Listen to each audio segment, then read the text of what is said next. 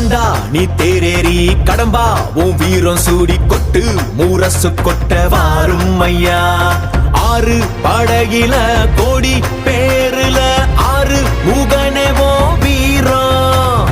கந்த பாத பின்னணித்தோ நடந்திருந்தா அச்சம் மிச்சம் இன்றி போகாதா. முருக முடிவெடுக்க சிவனோ கேட்டிருக்க வெற்றி வேலனுக்கு ஆரோகரா. கந்தாணி தேரேறி கடம்பாவும் வீரம் சூடி கொட்டு ஊரசு கொட்ட வாரும் ஐயா.